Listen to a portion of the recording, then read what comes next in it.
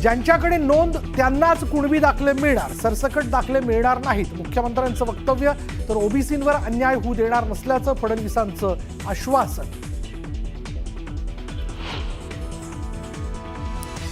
सरकारचा जी आर ओबीसींवर घाला घालणारा, सरकारची भूमिका ओबीसी विरोधी, आमदार विजय वडेट्टीवारांची घणाघाती टीका.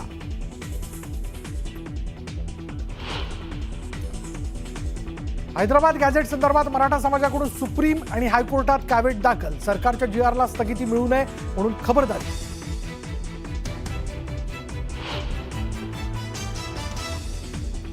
अजित पवारांच्या आयपीएस अंजना कृष्णा यांच्यासोबतच्या कॉल प्रकरणी धैर्यशील मोहिते पाटलांचा मोठा दावा.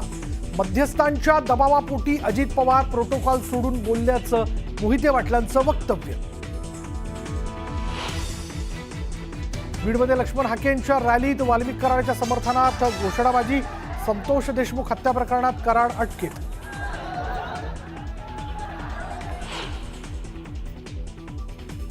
राजगुरुनगर सहकारी बँकेच्या सर्वसाधारण सभेत सभासदांचा राडा. संचालक मंडळाला प्रश्न विचारत असताना सभासदांमध्ये हाणामारी.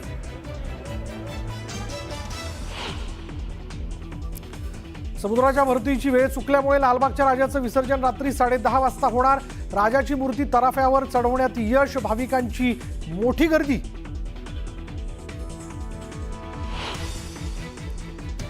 आज भारतात वर्षातलं शेवटचं चंद्रग्रहण. 2022 नंतर भारतात दिसणार सर्वात मोठं पूर्ण चंद्रग्रहण.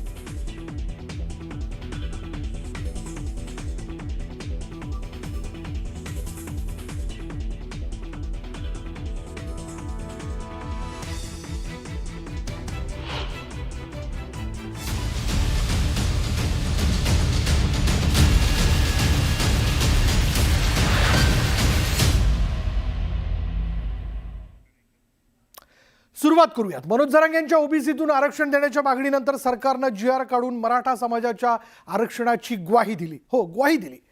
पण आता जीआर आणि मराठा समाजाच्या ओबीसी आरक्षणाविरोधात कोर्टात याचिका दाखल होत आहेत. याच पार्श्वभूमीवर मनोज जरांगेंनी देखील पावलं उचलायला सुरुवात केल्याचं पाहायला मिळतंय. ओबीसींचा एल्गार, जरांगेही तयार. 2 सप्टेंबरचा जीआर हा ओबीसीच्या मुळावर घाव घालणारा जीआर. ओबीसीतून अन्याय होतोय म्हणते. अरे आम्ही ओबीसी आहेत ना.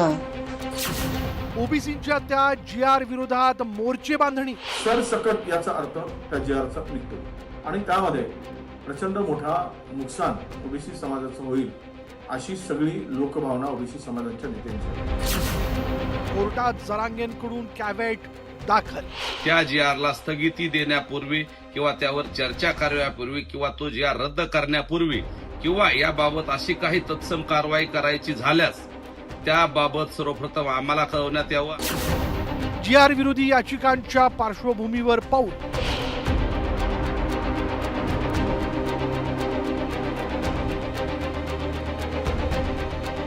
सरकारनं मराठा आरक्षणासाठी नवा जीआर काढल्यानंतर ओबीसी समाज अस्वस्थ झाला.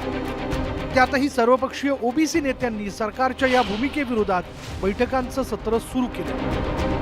शनिवारी नागपुरात विजय वडेट्टीवारांच्या नेतृत्वात ओबीसी नेत्यांची बैठक झाली. या बैठकीतून सरकारच्या मराठा आरक्षणासंदर्भातील जीआर विरोधात न्यायालयीन लढ्याची घोषणा करण्यात आली. सरकारनं मराठा समाजासाठी काढलेला हा जीआर ओबीसींवर घाला असल्याचं म्हणत विजय वडेट्टीवारांनी सरकारवर टीकास्त्र डागलं, ज्यावर जरांगेंनीही पलटवार केल्याचं दिसलं.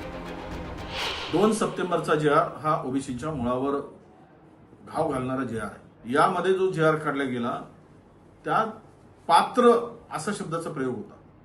नंतर मात्र त्याच दिवशी अर्धा 1 तासाने जीआर काढून पात्र हा शब्द वगळून म्हणजेच सरसकट याचा अर्थ त्या जीआरचा निघतो आणि त्यामध्ये प्रचंड मोठा नुकसान ओबीसी समाजाचं होईल अशी सगळी लोकभावना ओबीसी समाजाच्या नेत्यांची आहे. मला वाटलं पात्र शब्द योग्य नाही. मी तातडीनं ते 2 मिनिटाचा खेळ असेल फक्त. वाचणं बघणं, खालचं वाचेलच नाही कोणा. वरचंच म्हणलं हे काय हे जमत.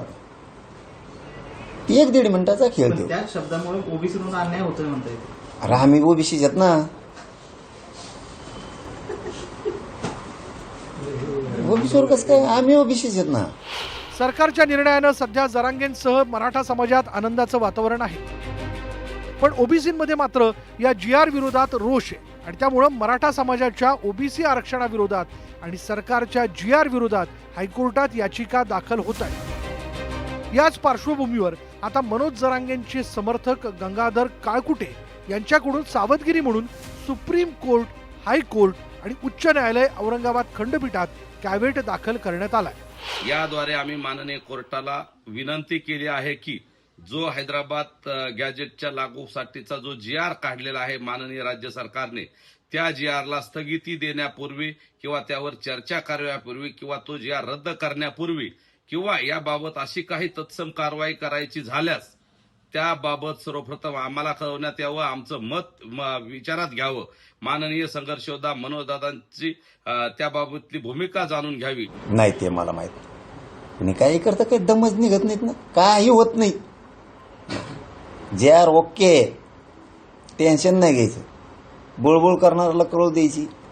तुमच्या लेकरा बाळाला गरीब मराठ्यांच्या मी देतोय ना, जे आर ओके, आणि जरी काही असलं कसला जे आर काढला तरी नंतर दुरुस्ती करावीच लागती।